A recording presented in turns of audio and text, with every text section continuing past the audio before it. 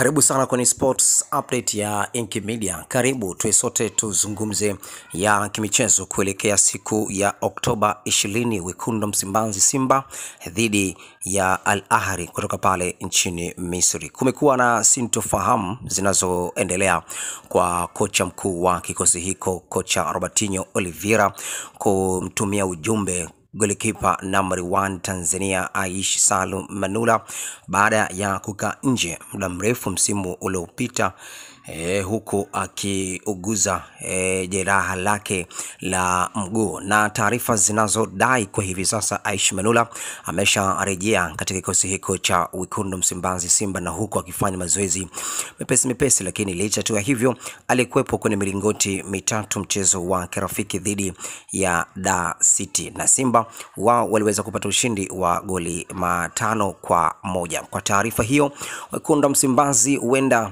golikipa huyu Aish Manula akaenda kukaa katika milingoti mitatu kuelekea mchezo wa kombe la African Football League, ambao huo mchezo unaenda kuchezwa siku za hivi karibuni Oktoba 20 ya mwaka huu 2023. Kwa taarifa hiyo, golikipa Aish Manula huenda ikawa akaenda kudaka katika mchezo huo, na huko akiwa katika ubora zaidi, na kocha Robertinho Oliveira yeye akisema ya kwamba huenda nikaenda kumtumia golikipa Aish Manula, na mpaka hivi sasa nahitaji awe bora zaidi na aende kunifanyia kazi yangu ya golikipa katika milingoti mitatu ya mchezo huo kuelekea Oktoba 20.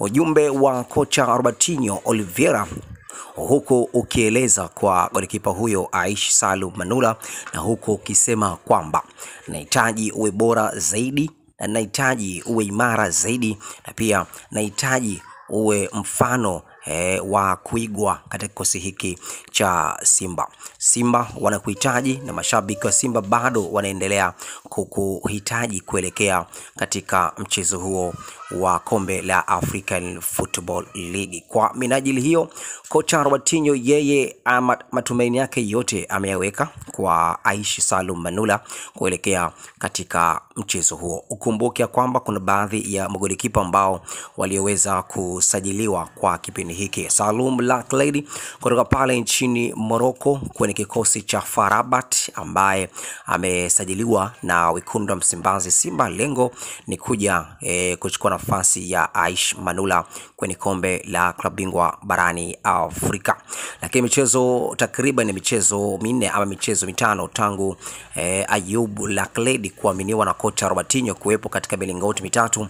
Mchezo wa Power Dynamo, mchezo wa kwanza ulioweza kuchezwa kule katika uwanja wa Levi Mwanawasa nchini Zambia, na baada hapo Power Dynamo wakarejea nchini Tanzania, wakacheza mchezo wa marejiano ama mchezo wa marudiano, na milingoti mitatu ikiweza kulindwa na golikipa Ayub ya Lakledi. Lakini mpaka hivi sasa golikipa huyo, kuna baadhi ya mashabiki wa Simba na wadau pia wa soka huku wakiamini kwamba bado uwezo wa Ayub Lakledi bado haujawa bora sana kutokana na makosa ya hapa na pale ambayo Ayub anayo yafanya. Matumaini yote yapo kwa Aish Salum Manula, lakini kocha huyo Robertinho Oliveira yeye akisema kwamba sifa zote na matarajio yote bado anaenda kuyaangaza kwa golikipa huyo Salum Manula. Na kocha mkuu wa kikosi cha Taifa Stars